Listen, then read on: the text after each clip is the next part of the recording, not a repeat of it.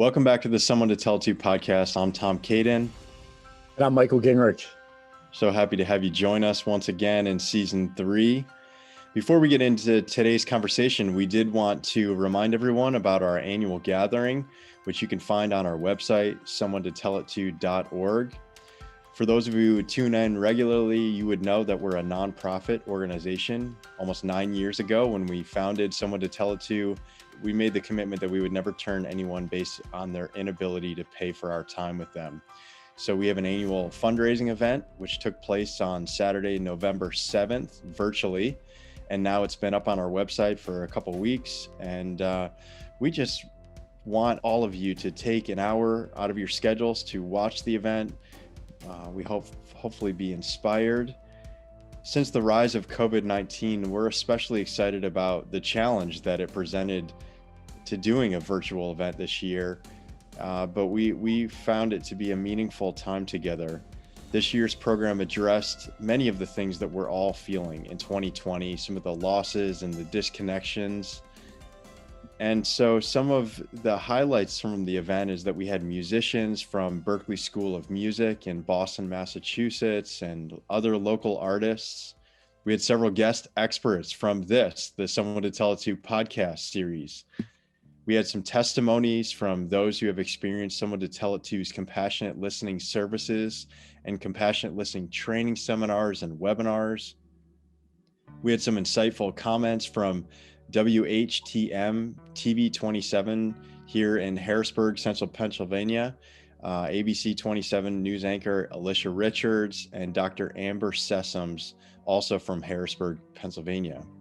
And then lastly, our keynote address was given by Jamia Wilson, who is an author, social commentator, and newly appointed Vice President and Executive Editor of Random House Publishers in New York City. And you'll remember that we had Jamia Wilson on our podcast midsummer in 2020, and it was also another meaningful conversation and dialogue. And she just was so inspirational that night. And we hope that you can take an hour again out of your schedules to tune into that event.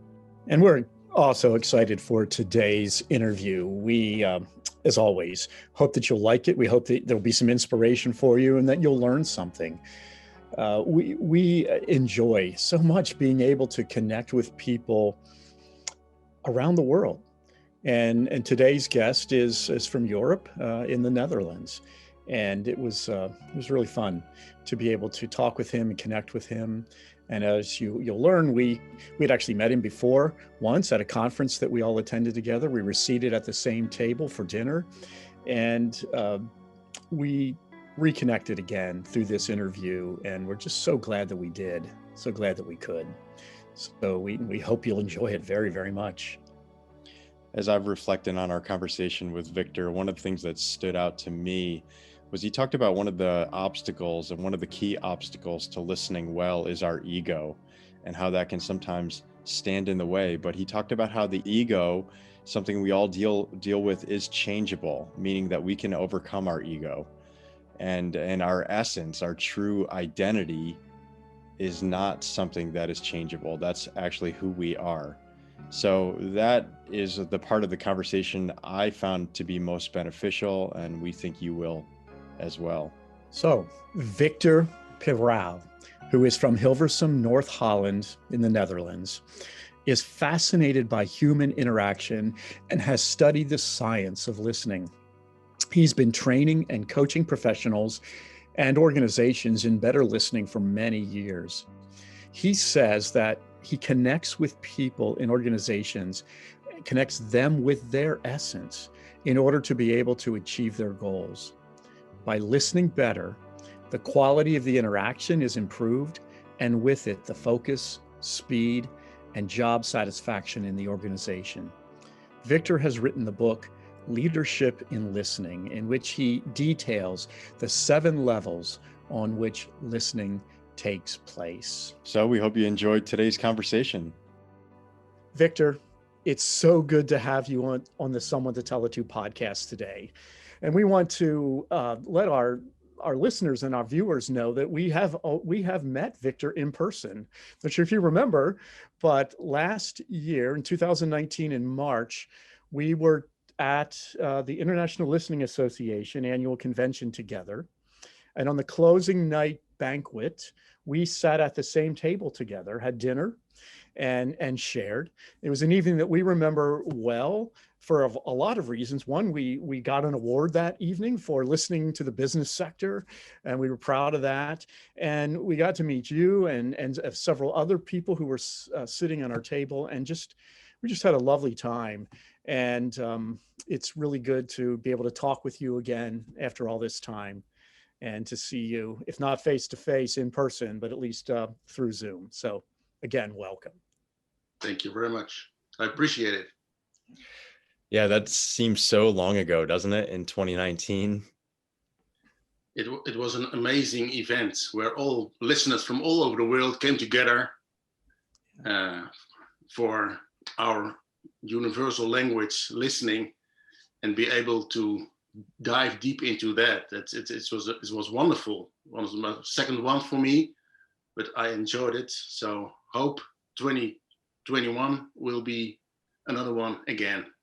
Yeah. Yes, we agree. We hope so. Well, one of the things, Victor, that we like to do with a lot of our guests, especially right now, amidst the pandemic, is just for our listeners to get to know you a little bit better. It's kind of a broad question, but just what's something that has been especially challenging since the pandemic started early 2020, and then maybe what's a silver lining that you've been able to experience as well, something that's helped you kind of rise above the challenges that you faced?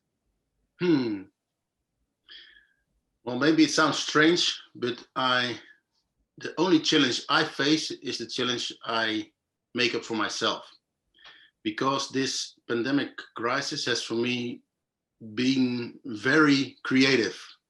Once it started, I was connecting with the Erasmus University, where I trained already some trainings.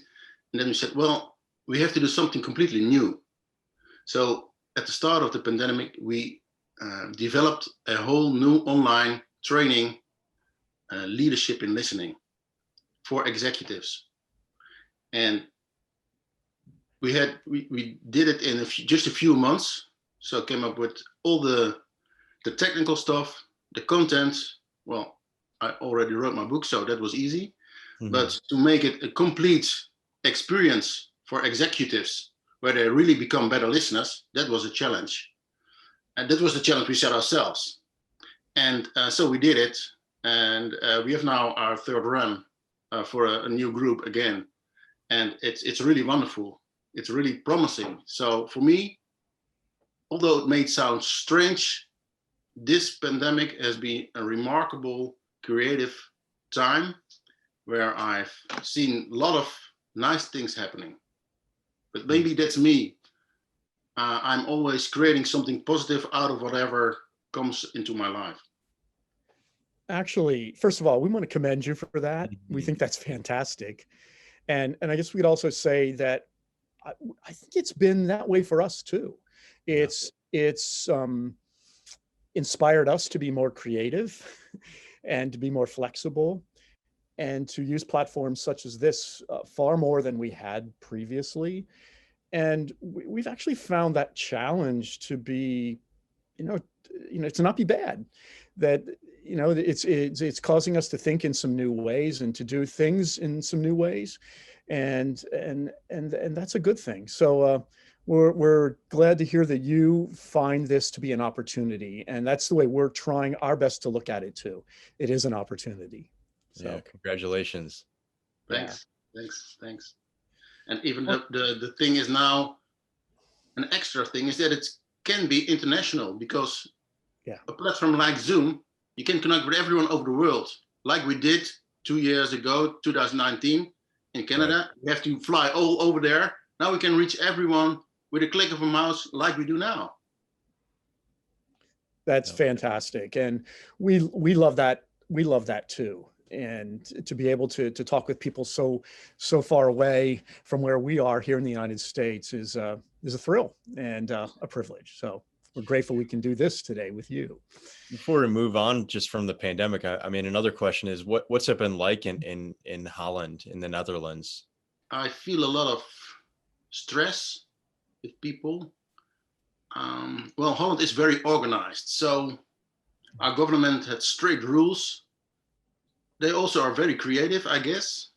From partial lockdown till local things they have to do. But it's a kind of new coming together with people, because although we have a very small country, it's really hard when you can't connect with each other face to face, especially with your beloved ones. For example, my father lives in Rotterdam. It's only 80 kilometers away. But now, in the first time, it was really hard to really connect because we couldn't visit him. And that broke our hearts. Yeah. And that also is also happening. And since I like to work alone, for me, it's not really a problem to do that, but be with the ones you love on other places, that's a strange thing. Even though Holland is so small, because we cannot really move outwards sometimes, that's for me the hardest thing. And that's also in a really little country like Holland, where everything is organized, or everyone is capable of doing nearly anything. But that's strange. So, but I guess we are a creative country as well. So I see light at the end of the tunnel, really. We've talked with a lot of people just about, we think that there's going to be an element of almost PTSD after the pandemic is over with, because there are a lot of people that are dealing with the loss of connection with loved ones. I know here in the United States, Thanksgiving's just right around the corner as we're recording this episode, and Michael and I, before this call began, we were talking about how we're not going to get to see some loved ones over the holidays, and that is it is a real challenge. And hopefully we can think big picture and realize that this isn't forever. Yeah. Well, that and what if it was forever? We could ask ourselves those questions. What if this was the new reality? How would we deal with it? I think these times let us ask ourselves those questions. So what is my real purpose in life if this is how it's going to be? Does it change anything? Am I a different person? Is my goal different? How do I connect with people in this way? Well, on and on. So those was the very positive things of this crisis, that we have to ask ourselves those questions. And I like to ask those questions. We've talked about some of those questions too together, about how do we go from here to, no matter what, no matter what the new way of living, new way of interacting might be, and how do we use this for the good as much as we possibly can. It's very important. So we appreciate you raising those same questions and issues too. So thank you. Now we want to talk about listening. And you said one of the things that we've seen you say or write is that listening demands a lot more from us than we think, and it takes place largely on an unconscious level.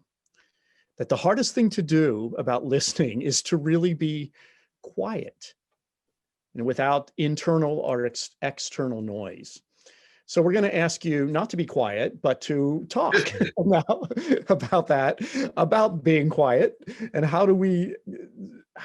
say more about what that means, to find that place within us of quietness where we can truly, truly listen.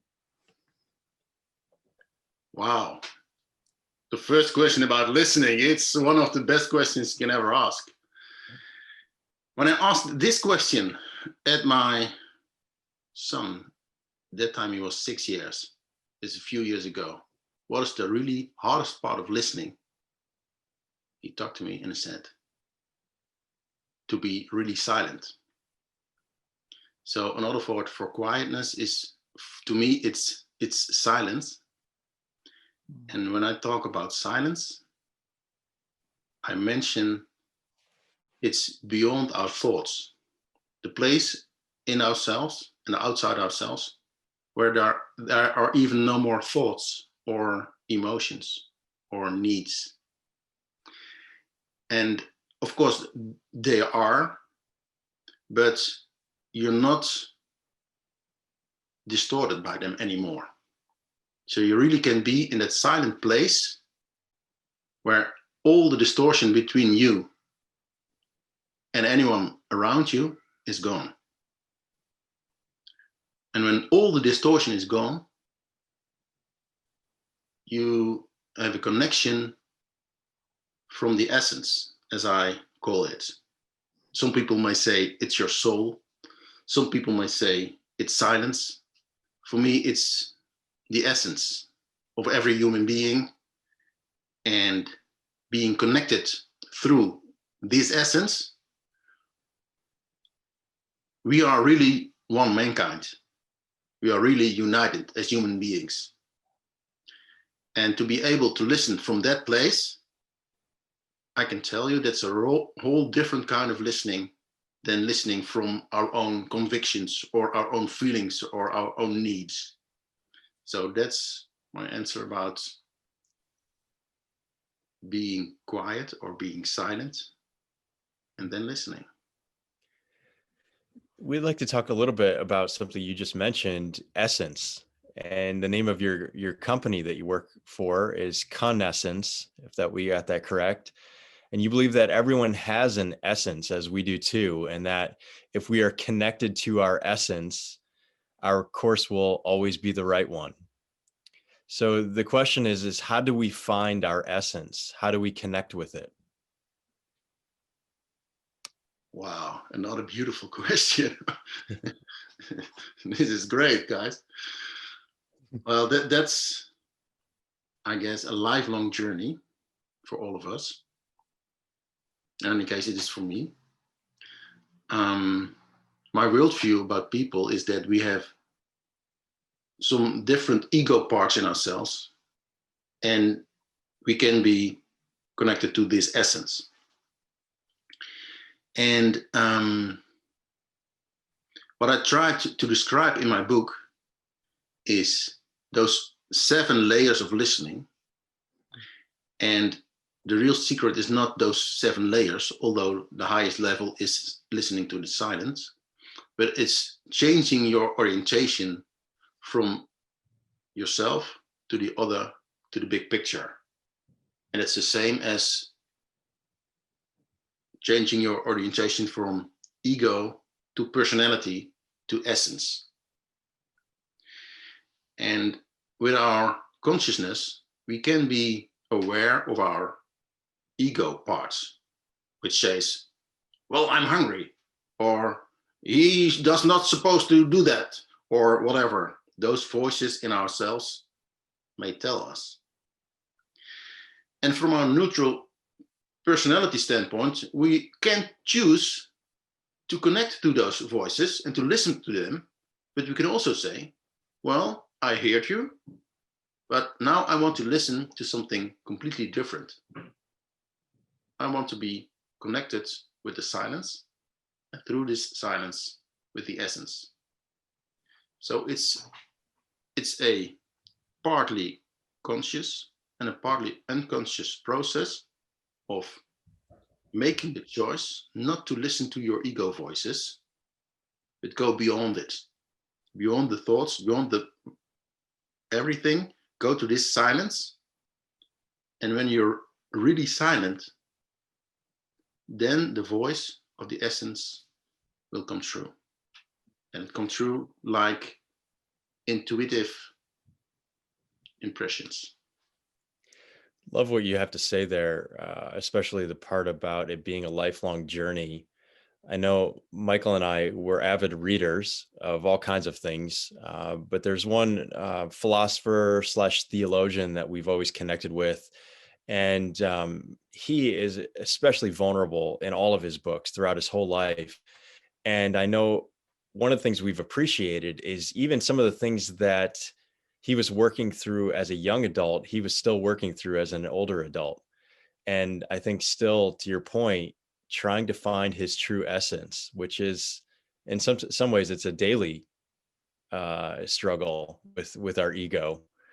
So we've always connected with him and his writings, and to your point, just that this is a lifelong journey for all of us. Yeah, and it's easy to explain, because as long as we live, we have a body. So we have an ego as well.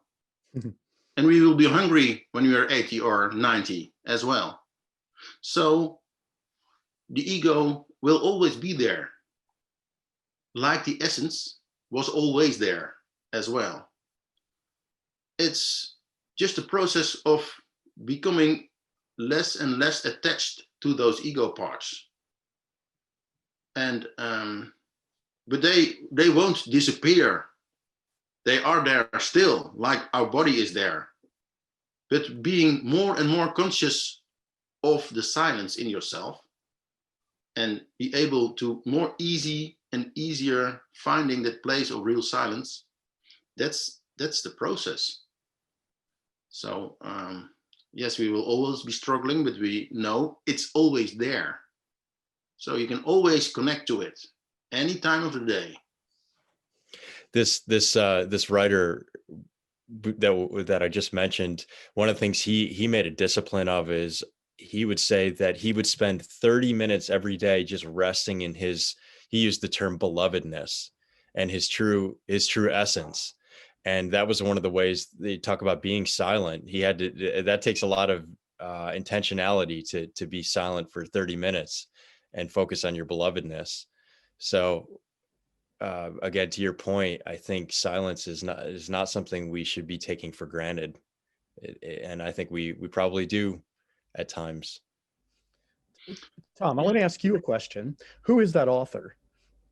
Yeah, his name is the late Henri Nouwen. Well, that's what I thought. That's what I thought you were talking about. And so Yep. he's from Holland. That's right. He's from Victor's country. Yes, I'm glad you made that connection. Before I just want to make sure that's who you were talking about, because Yes. I didn't want to say that if that was wrong. No. Yeah, and the nice thing about these times we are living in now, that we see that all kinds of religions or all kinds of group of people recognize this principle as a fundamental part of their convictions. And if we connect to this, well, what I can say, essence, then we can get rid of all the rules and all the thoughts, but see that this essence, well, if we connect to this essence, well, there's where non-personal love or without judgment or whatever kind of virtues comes out of that will lead us. And well, that's the thing of being really human, I guess. Yeah. Victor, you also write and talk about our personas. And you've written that the ancient Greeks used masks to express characters and emotions. And they called those masks personas. We'd love for you to talk more about what a persona is and how this relates to our essence, how this relates to, and as well as to listening. Mm-hmm. Well, I just mentioned that in my worldview, a human being consists of three kind of orientations. Mm-hmm. Its ego, its personality, and its essence. And for me, those ego parts, because it's not one big ego, it's just different ego parts. And when you put on, or when you listen to such an ego part, then a persona is coming to get you. For example, when I I act like the persona of I am a father, I will listen really differently and I will talk really differently than when I put on or when I listen to my persona or my ego parts. I'm a co-worker, or I'm a husband, or I'm a friend, or I'm a shopper at the supermarket. Mm-hmm. So we can connect to those ego parts or persona, as you say. And that makes really a difference in our whole system, the way we listen. It's actually an exercise that I perform with my students. I give them the task to connect with one another from different personas. And then they experience the total different kind of things they hear, they feel, they say. So it's not one program in our heads which runs, it's our different programs dependent on what kind of persona or what kind of ego part you're connected with. And yeah, for me, the real choice is, do we believe those stories, those personas, or do we see we are not those personas? And yet, the question is, what are you then? Yeah, for me, the question is the essence. So that's my view on what a persona is and how we can connect to them or choose not to do it. We noticed that you, in your research, you stated that personality can change during a lifetime due to life events. What parts of it change and how can it change? And you make the point that the ego is changeable, and what parts do not? The essence is something that does not. Could you talk a bit more about that? True. I think you're right. I think this is the changeable and the non-changeable part of the persona, but of the personality. The personality is just the body and the mind, or the possibility of thinking and the possibility of feeling that we all have. And in a certain extent, we're born with it. We're lucky if we can think fast or run fast or feel much things. And some people can walk a bit slower or think a bit slower. But that's our personality. And it changes by the way we train it, or we are connected to ego parts or not. That's the changeable part. And I think behind all those changes, possible changes, the one thing that is not changing, this is the essence or the silence, because everything is bound in silence. And yet again, do we want to connect to the changeable part of ourselves, or do we connect to the unchangeable part of it? Mm-hmm. It's a real simple theory, actually, when I talk about it, when I hear myself talk about it. It sounds simple, but we know it's not. It's very profound, and we're gonna have to sit in this a while. Yeah. Well, so what is the hardest thing for you to understand of it? The hardest thing for us to understand, I would say, is just how to overcome our ego or the things that are changeable. Because I think, as you mentioned, we can have, it's almost like a tape running through our heads of feelings and thoughts and perspectives, and those things are changeable. But how do we overcome those things to remain true to who we are and our essence? This is our life path. And our life path, I mean, the second level of listening is listening to what we are attending to or not. So it's based on our consciousness. And when we are not conscious of an ego part, that's where it really can hit us, because when we don't know that it's ruling us, then it has power over us. So what I mean by listening to yourself is becoming aware of all those different ego parts. And the more you listen to yourself, the more you become aware of those ego parts. And the more you become aware, the bigger the space is for making a choice not to listen to it. And for me, this listening to yourself, that's what we have to do all the time. Otherwise, we don't know if any emotion is one of ourselves or one of the people we are listening to, for example. And to see the difference between that, then you have to first listen to yourself. And listening to yourself, I guess we cannot do that enough, but not to say, yes, ego, I will do what you say, but to really see, okay, this is what my ego wants. This is what his or her ego wants. What do we want together in this big picture for the world, or for our purpose, or for where we're going to?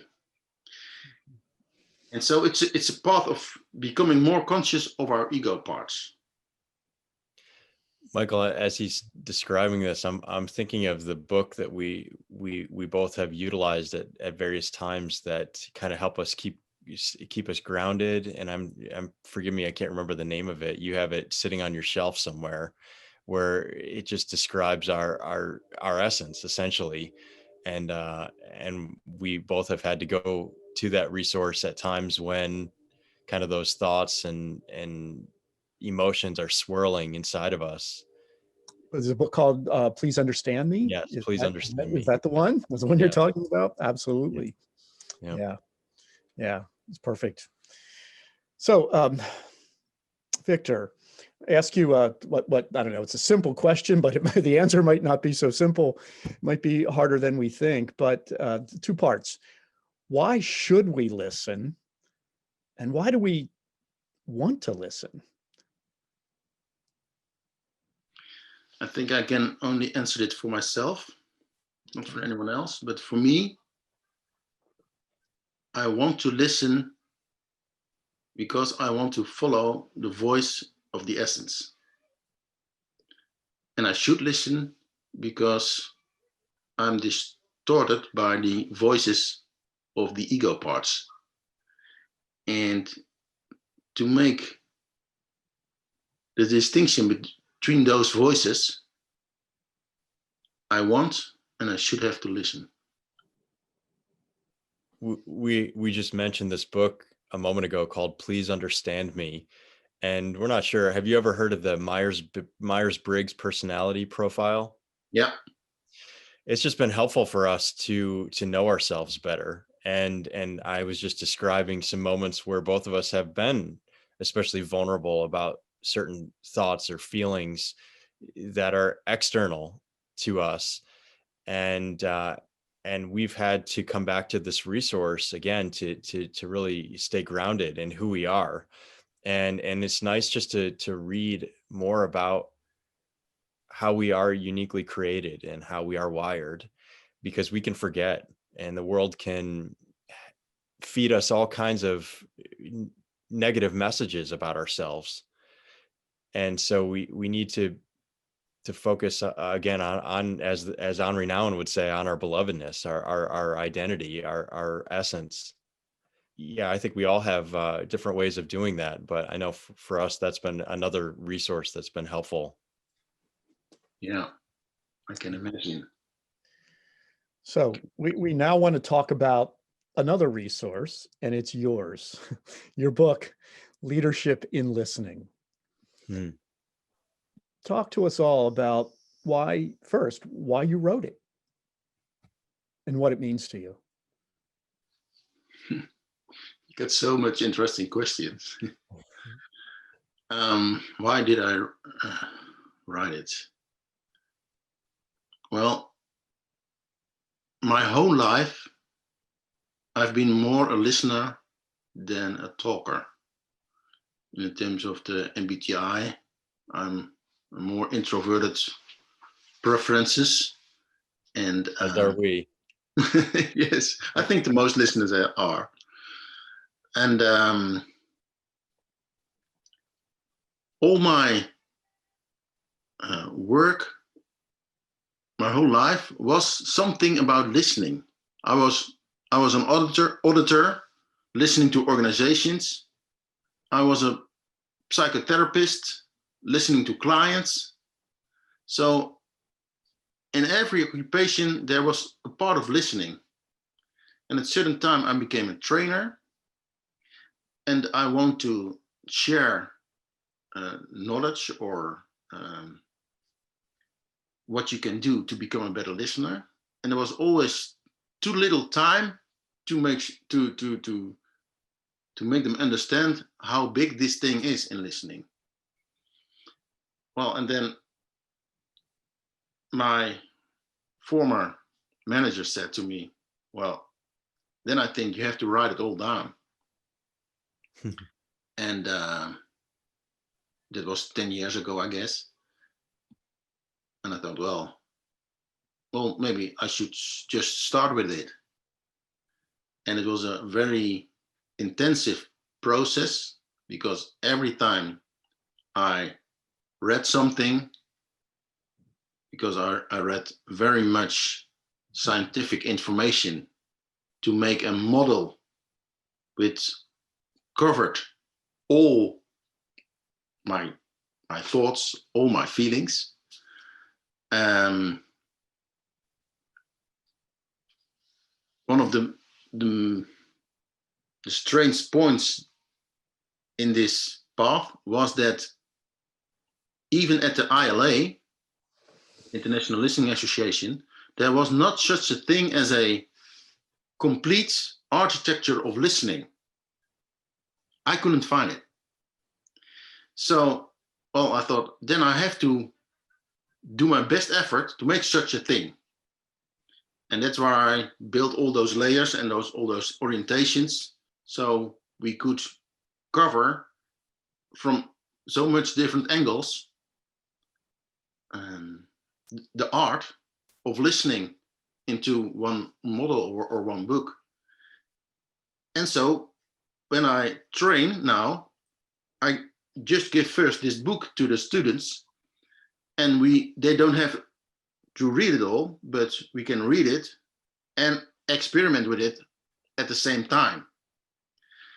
And that's, I guess, for me, it works out in a good way. And now we are performing those trainings, and we are testing it scientifically.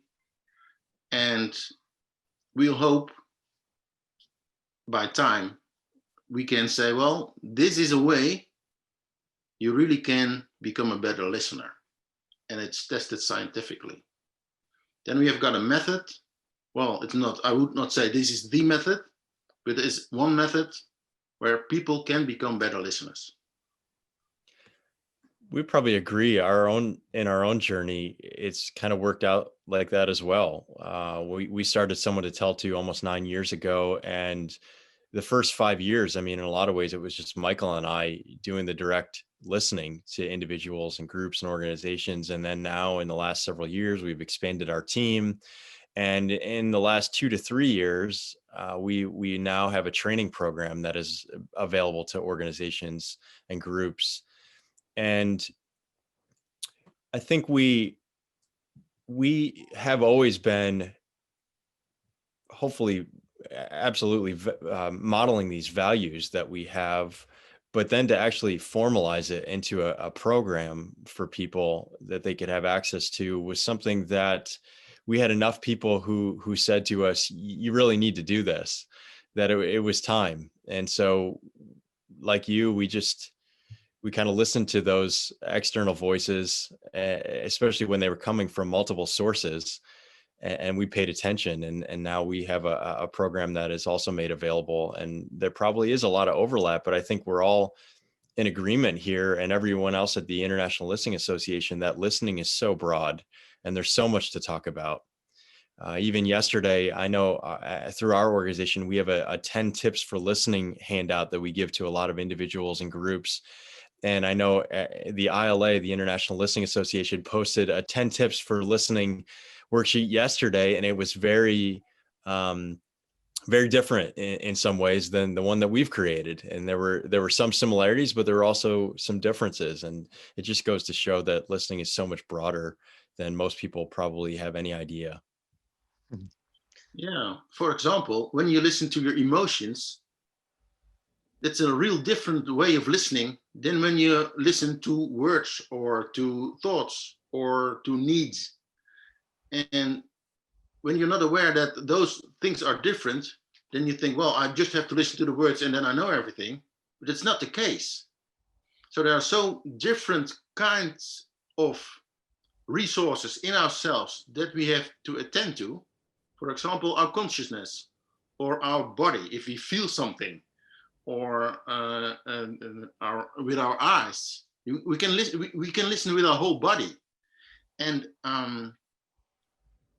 until we recognize it, and we describe a global, universal way of, well, all those different aspects, then we always can speak a different language. Then that one say, well, we have to listen this way, and then the other one, we have to listen that way. It would be nice if we come together step by step and see, well, for you, this works better. And for you, this works better because you're wired this way with this personality, and you wired that way with that personality. Of course. But to listen to the essence, and that's the interesting part, everyone can do that. Becoming silent is get rid of all those different kinds of listening, or of all those different kind of voices, or all different kind of signals. And that's a universal thing. But then all the difference is gone. But try to measure it scientifically, that's a very hard thing. But that's exactly what we're trying to do now in a program where I'm taking part in different organizations, to see that when you change your orientation from yourself to the other, to the essence, you can become a better listener at all those different listening levels. And I hope it works out. I don't know, but that's how I see this world of listening at this moment. Well, let's talk about those different levels of listening. You write about them in your book, and we'd like to hear more. You've already alluded to several of them, and we'd like to hear some more details about what these 7 levels are. And you have 2 lists, one for professionals and one for the everyday people. However you want to talk about this is fine, but they certainly overlap and connect. Yeah. So, but please talk about these 7 levels and what they mean to you. Yeah. Well, I came with the idea with different layers, also from other authors. For example, Stephen Covey has some levels. There are other authors, but none of them had 7. And I missed, in every theoretical framework, I missed some levels. So I put everything I knew together, and then I said, well, we have to add this level, and we had to add this level. For example, listening to silence, I nearly couldn't find it in any theoretical model. So I try to make a framework where every kind of signal you can listen to was incorporated in. And one of the main ideas is that we can be distorted in listening to a certain kind of signal. And the 7 signals, or the 7 kind of distortions we can listen to, and they are ordered in a certain kind of way, because the lowest levels are more, we are more closed, listening more to ourselves. And the higher levels, we are more open and can listen more to the bigger picture as well. So the first one is listening to your own energy management. Because when you don't have energy, you cannot listen at all to no one. So first, take care of yourself and see if your energy is flowing away, or if you get energy from a certain subject you're talking about or you're listening to. So we can do that constant during a talk or during a conversation or during a meeting. Check in with yourself, with your body. Do I feel pain? Is it relief? Do I get energy from the subject or from your thoughts? The energy from your thoughts, is it busy in my head or is it just quiet? And does my thoughts, do they give me energy or do they cost me energy? So in all four rooms of ourselves, our thoughts, our emotions, our body, and the fourth room I call the purpose level, the meaning level, you can get energy or lose energy. So listening to this energy is the first level. May I comment on that quickly before we move on? Yeah. Actually, an article that I had written in the International Listening Association Journal was a blog I had written a couple of years ago entitled "Taking the Long Way Home to Be a Better Listener." I don't know if you ever read it, but essentially in the article, I wrote about Michael and I. One of the things that we do, we're able to perform a lot of funeral services for a lot of folks based on our training as pastors. And we had performed a funeral ceremony for a young man who had taken his own life. And it was an especially hard day. It was a hard service to lead. And we both live in opposite directions from where we were leading the funeral service. And I have probably around a 45-minute drive home. And on my way home, I have the choice every day if I'm going to take the highway home, which is generally quicker if there's no accidents, or I can take the longer way home, which is the country back roads of central Pennsylvania in the state we live in. And on certain days, I said in the article that I take the long way home to be a better listener, because I have this idea in my head as I'm driving the long way home through these country back roads of almost littering the highway with these thoughts that I have and other kind of baggage that I'm carrying before I come home to interact with my wife and our four small kids. And in order to be a better listener at home. And I think for all of us, I think your point's such a valid one. We need those parameters to set for ourselves. And sometimes it means being honest to say, I just can't listen right now the way that I know you need me to, but can we come back to this at another point in time? Yeah, true. And then the second level is about consciousness. It's about attention. Are we having our attention in this moment, or do we let our attention fly away because of something we think about or something we feel? So the first level of the distortion is the energy or the lack of energy, and the second distortion is the lack of attention. So where is my orientation? Is it with myself, with my own thoughts, with the other one, or am I where am I? And then the third level is about listening to needs, and needs from myself. What's my need? Listening to the need of the other person.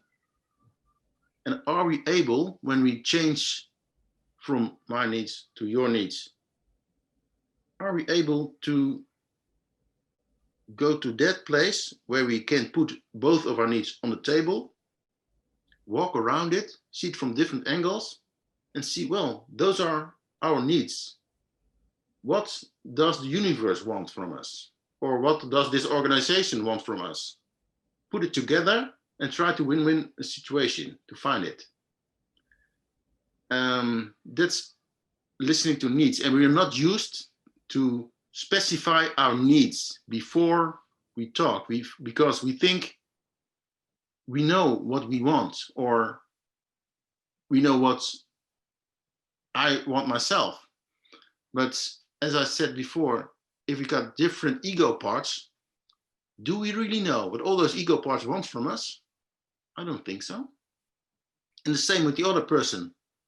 But when you are clear about that, then you can listen to both of our needs and make sure that whatever happens will fulfill the needs of everyone to the extent that is possible.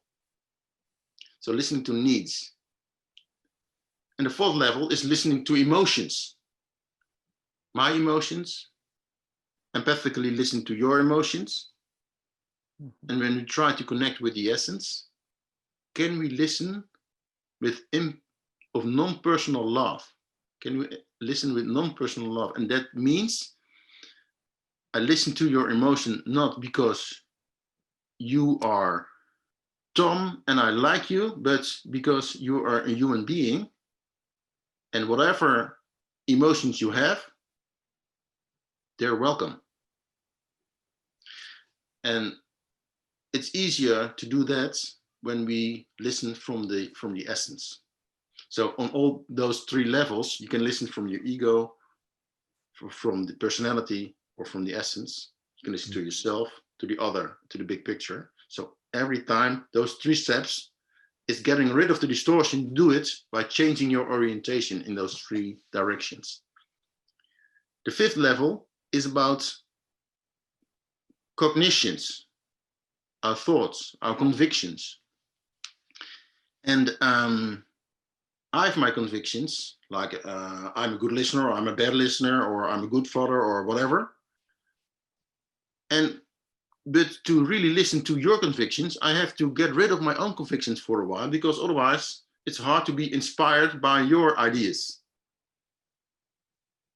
And when we listen from the big picture or from the essence, then we listen without judgment. We are really open to whatever convictions come across, however strange this idea may seem. The sixth level, it's a specific level, it's about creativity. And that's, there we listen to the unknown. And then I mean, when we listen on the fifth level and we hear something new, we say, well, you say that, but it's not true, or blah, blah, blah.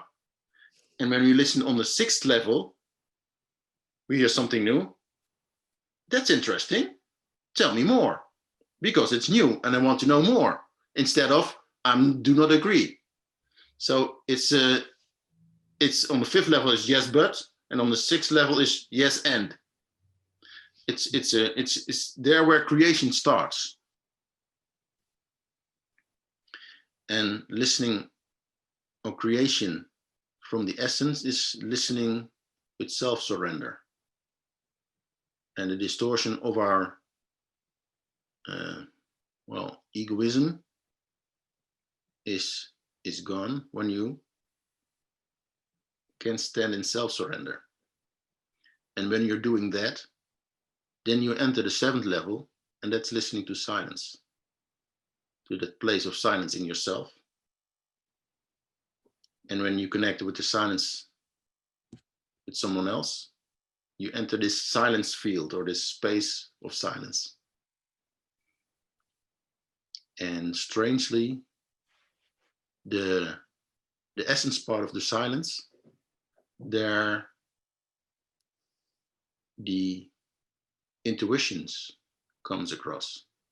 Then something speaks, and it's not from your unconsciousness, it's just something that's very, very silent voice from the essence. When you're totally silent, you do not want anything, you do not think anything, but can you listen to that silent voice? And it's always there when you really become silent. Now, we got 7 levels and we got 3 directions. But from left to right, it's the same from bottom up. So from 1 to 7, it's the same as we listen from ourselves to the essence. So on all those 7 levels, when we are listening in silence, we can adjust it to, for example, the empathical level. When we're listening in silence at the empathical level, then we enter the space of the non-personal love. And when we're listening in silence at the cognitive level, we enter the space of without judgment, and so on. So from bottom up, it's the same as from left to right in the model. Well, that's all, folks. Someone we probably all resonate with was the Dalai Lama. Yeah. And the Dalai Lama has written, when you talk, you are only repeating what you already know, but if you listen, you could learn something new. And the reason we wanted to end today with that is because you, in a lot of ways, have taken us to school today, and everyone who is listening through your book and through your writing and speaking. Thank you. Thank you for sharing your essence with us today and to all of our listeners. Maybe a way to end today's conversation in relation to the Dalai Lama's quote is, what's something new that you're learning through your writing and your speaking? Listening to the essence, it is always new. What I experience in that place, well, it's every day really new. And being in this place of renewal, or maybe that's the essence of life, I don't know. But for me, I think you hit the core there with this question, because being really in this new place and listen as if you heard something for the very first time, for example, very new, very open, that's a very vulnerable way of listening. It's very open.